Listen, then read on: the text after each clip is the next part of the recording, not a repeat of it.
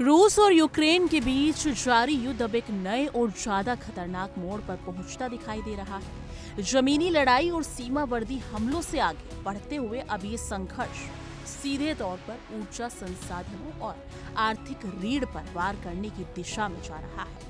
ताजा घटनाक्रम में यूक्रेन ने रूस के तेल और गैस ढांचे पर बड़े और सटीक हमले किए हैं, जिसमें आधुनिक हथियारों, लंबी दूरी के ड्रोन और क्रूज मिसाइलों का इस्तेमाल किया गया। यूक्रेनी सेना का दावा है कि इन हमलों में कई जोरदार धमाके हुए और तय किए गए लक्ष्यों को सफलतापूर्वक निशाना बनाया गया। इन हमलों को रूस की युद्ध क्षमता को कमजोर करने की एक सोची समझी रणनीति के तौर पर देखा जा रहा है।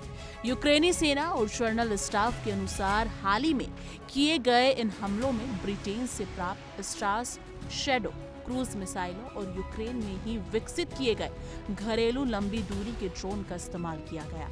सबसे अहम हमला रूस के रोस्तोव क्षेत्र में स्थित नोवोशांखितिस तेल रिफाइनरी पर किया गया। ये रिफाइनरी रूस के दक्षिणी हिस्से में तेल उत्पादकों की एक बड़ी सप्लायर मानी जाती है और खास तौर पर यूक्रेन में लड़ रहे रूसी सैन्य बलों को डीजल और जेट फ्यूल उपलब्ध कराती है। यूक्रेनी सेना का कहना है कि इस हमले में रिफाइनरी परिसर में कई धमाके हुए और लक्ष्य को पूरी तरह साधा गया, जिससे रूस की सैन्य आपूर्ति श्रृंखला पर सीधा असर पड़ सकता है। तेल रिफाइनरी के अलावा यूक्रेन ने रूस के अन्य महत्वपूर्ण ऊर्जा ठिकानों को भी निशाना बनाया है। यानी कि यूक्रेन की सुरक्षा एजेंसी के मुताबिक उनके घरेलू लंबी दूरी से ड्रोन ने रूस के क्रस्नोदार क्षेत्र में स्थित टेमरयुक बंदरगाह पर मौजूद ऑयल टैंकों पर हमला किया। ये बंदरगाह तेल भंडारण और आपूर्ति के लिहाज से बेहद अहम माना जाता है।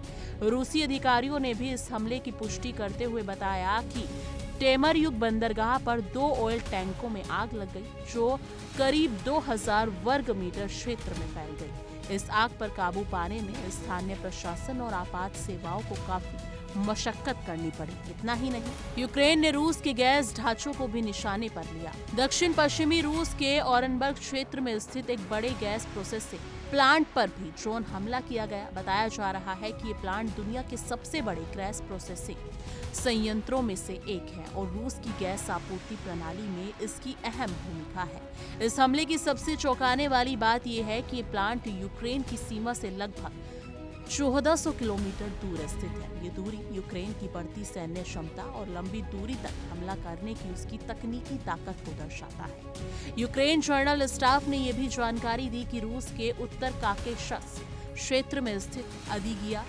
गणराज्य के माइकोव शहर में एक सैन्य हवाई अड्डे को भी निशाना बनाया गया। हालांकि रूस की ओर से इन सभी हमलों में हुए नुकसान को लेकर विस्तृत जानकारी सार्वजनिक नहीं की गई है, लेकिन यूक्रेन का दावा है कि इन अभियानों का उद्देश्य रूस की सैन्य और आर्थिक क्षमता को कमजोर करना है, न कि आम नागरिकों को निशाना बनाना। इन हमलों ने ये साफ कर दिया है कि युद्ध अब केवल सीमाओं तक सीमित नहीं रहा, बल्कि गहराई में स्थित रणनीतिक ठिकानों तक पहुंच चुका है।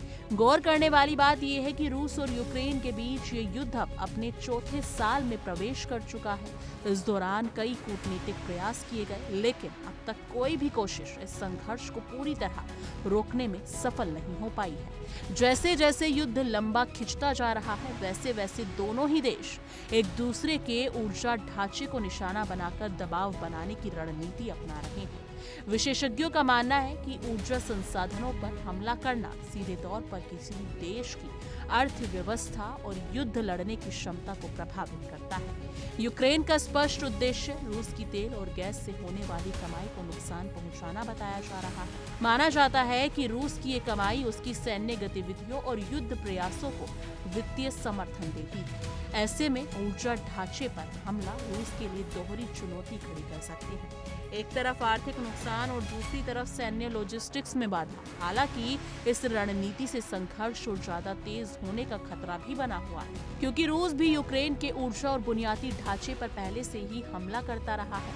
यानी कि कुल मिलाकर यूक्रेन द्वारा रूस के तेल और गैस संसाधनों पर किए गए ये हमले इस युद्ध के बदलते स्वरूप को दिखाते हैं, जहां अब लड़ाई केवल मोर्चे पर नहीं बल्कि ऊर्जा, अर्थव्यवस्था और तकनीक के स्तर पर लड़ी जा रही है। आने वाले दिनों में ये देखना अहम होगा कि रूस इन हमलों का किस तरह जवाब देता है और क्या अंतर्राष्ट्रीय स्तर पर इस बढ़ते टकराव को रोकने के लिए कोई प्रभावी पहल सामने आती है या फिर ये युद्ध और ज्यादा व्यापक और गंभीर रूप ले लेगा। इस मुद्दे को लेकर आपकी क्या राय है? कमेंट सेक्शन में अपनी राय जरूर साझा कीजिएगा।